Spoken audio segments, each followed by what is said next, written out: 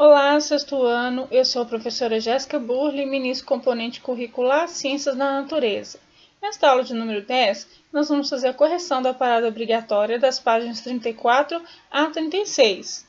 É importante então que você pegue o seu livro e acompanhe a correção. Se por acaso você tiver errado alguma questão, pause o vídeo e faça as devidas correções.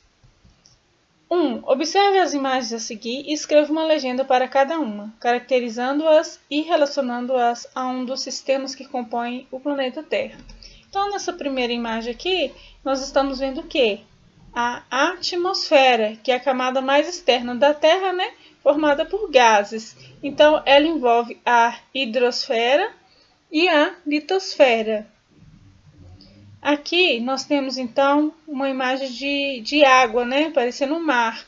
Então, aqui a gente pode relacionar com qual sistema terrestre? Com a hidrosfera.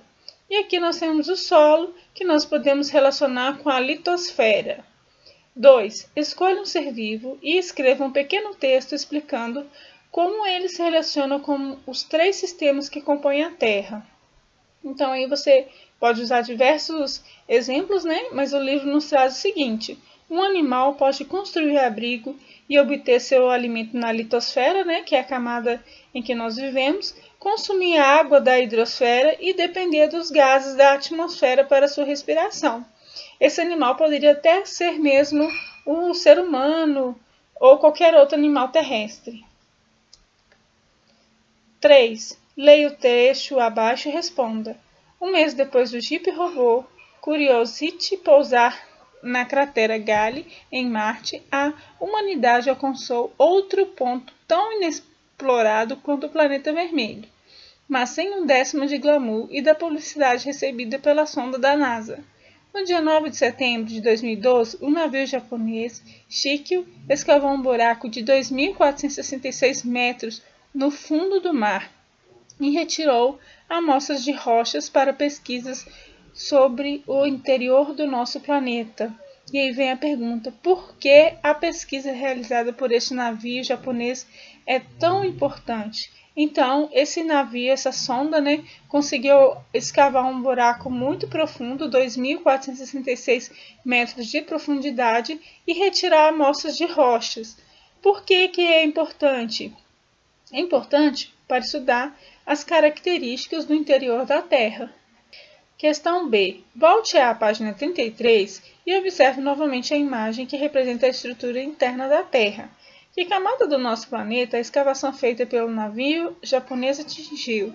Então, eu coloquei aqui, olha, a imagem da página 33 e nós podemos ver que a crosta terrestre ela é dividida em continental, que é onde está os continentes, e a crosta oceânica, que é composto pelos oceanos. Então, qual foi a camada? A camada é a crosta oceânica. Quais as principais dificuldades para se atingir a camada mais profunda? Então, por que não é tão simples, né? A gente escavar tão profundo quanto essa sonda? Porque há condições de temperatura, né? Nós estudamos que o interior da Terra é muito quente, tem a lava, que é muito quente. E a pressão também, né? Quanto mais baixo, mais pressão vai exercer sobre nós.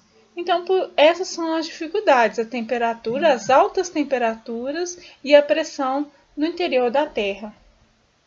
4. Com base no que você aprendeu, faça um desenho das camadas que compõem o interior da Terra. Inclua o desenho, o nome de cada camada e suas principais características.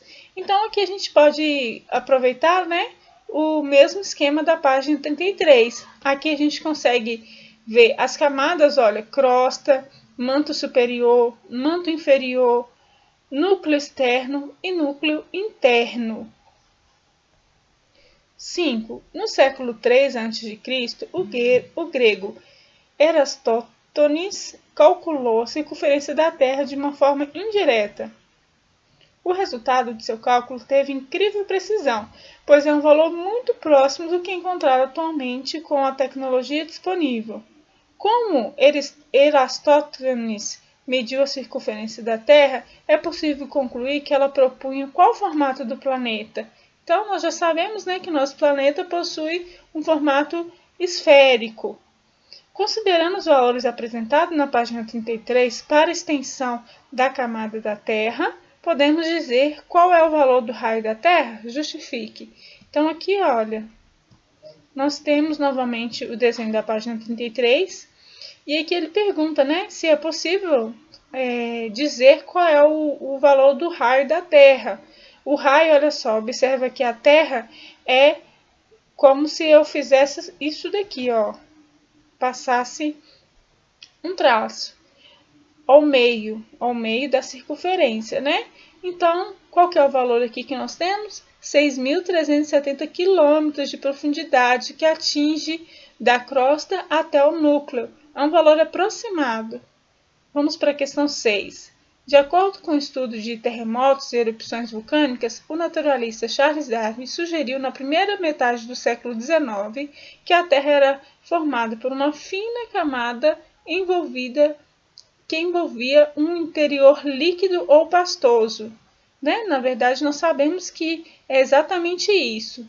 Considere o modelo atual para o interior da Terra que você aprendeu no capítulo e compare com a proposta de Darwin. Então, vamos lá para a resposta. De acordo com o modelo atual, o interior da Terra é composto de camadas de diferentes características. A camada mais externa e de menor espessura é a crosta, que é onde nós vemos, né, pessoal? Que é formada por rochas sólidas, e o manto é uma camada intermediária, que apesar de ter características diferentes, também é formado por rochas no estado sólido. O centro da Terra constitui o núcleo, que é a camada mais interna do planeta, dividida em porções compostas por material líquido e outra mais interna, composta por material sólido. Então, pessoal, o Darwin, lá no século XIX, meados do século XIX, ele já sugeriu que a Terra era formada por uma fina camada, que era a camada que nós vivemos, e no interior tinha um líquido pastoso. Só que ele não soube falar com precisão, né, que existiam várias camadas, mas ele estava no caminho certo, lembrando que nessa época existia pouco recurso tecnológico. Então foi isso, pessoal, a correção do parada obrigatória. Vamos continuar numa próxima aula.